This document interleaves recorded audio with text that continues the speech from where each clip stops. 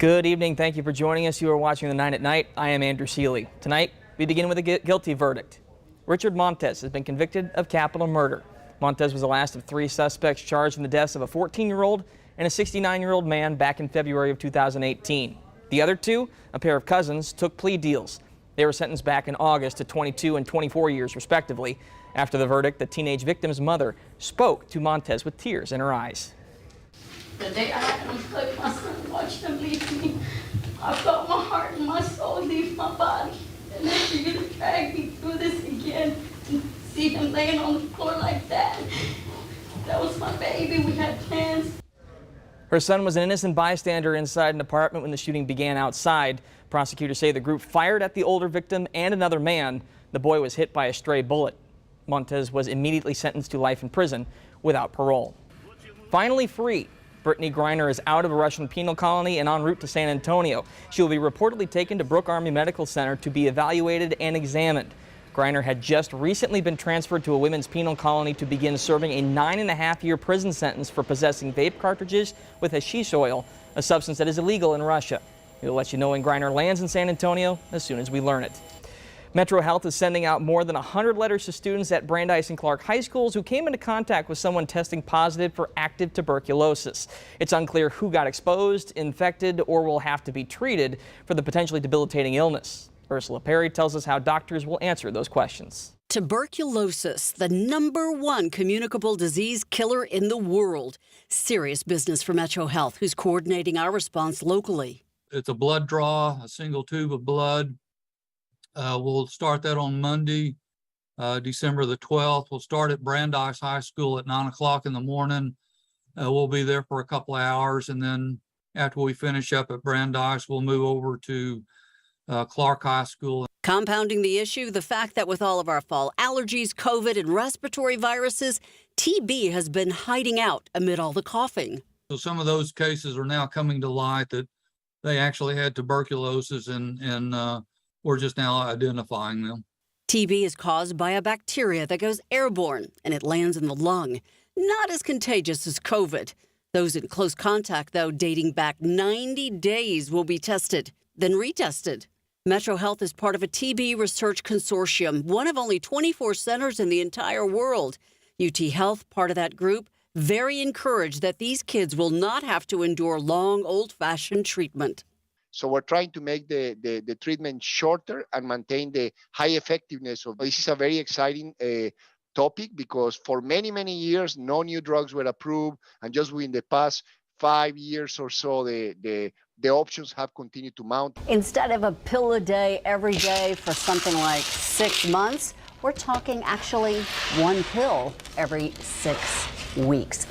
And on top of that, if you have drug-resistant tuberculosis, instead of up to 2 years worth of treatment, now they've got it down to about 6 to 9 months.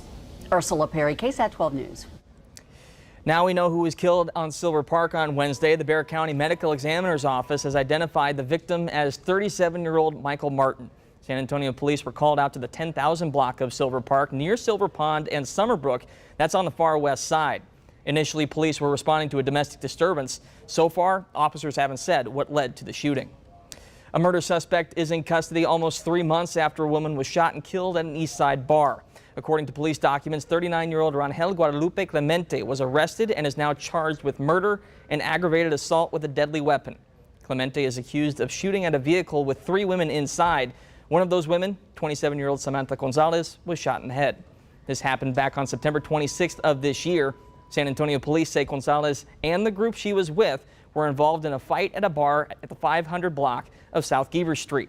Moments later, group members say they were driving away when someone opened fire.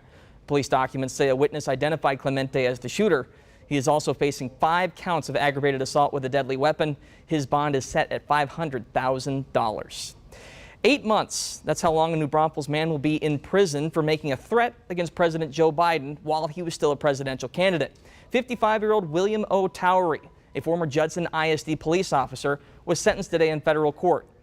Prosecutors say in December of 2019, Towery responded to a text message about a Biden campaign rally by writing he would be there and that he had, quote, been practicing my sniping skills all month for just this occasion, unquote. Towery also received 3 years of supervised release. When an SUV crashed into a home on the east side last month, the impact pinned an elderly woman beneath the car. And this week, San Antonio police say they arrested the person behind the wheel. Now 33-year-old Leroy Neal is charged with failure to stop and render aid, causing serious bodily injury. The crash happened November 3rd at a home in the 2100 block of Martin Luther King Drive near South Grimes Street. Investigators say when the vehicle slammed through the home's wall, the 79-year-old victim got pinned beneath it. Officers said Neal ran off, but they detained a woman who was also in the car. As for the victim, thankfully, she survived but had several broken bones. Lots of questions after someone fired more than a dozen bullets at the Chavano Park City Hall and Police Headquarters building last night. Our Camelia Juarez reports that what happened there wasn't isolated. We're concerned about it, and we've remained vigilant. It's actually very unusual, especially for the city of Chavano Park. Chavano Park City Manager Bill Hill says around midnight last night, a car drove past the police station and fired at least a dozen rounds. He says an officer witnessed the shooting.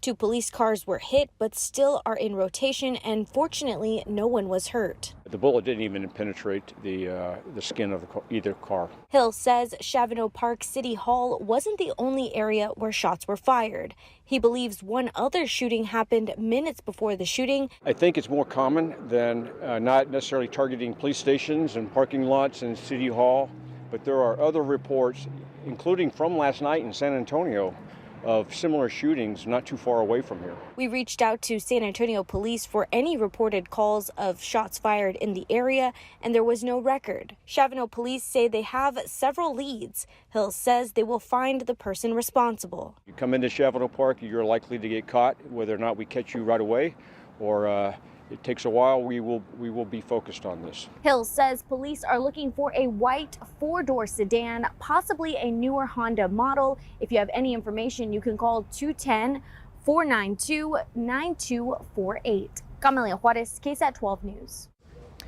On a lighter note, the regular work week is almost over, so let's get you ready for your weekend. Meteorologist Adam Caskey has your Friday forecast.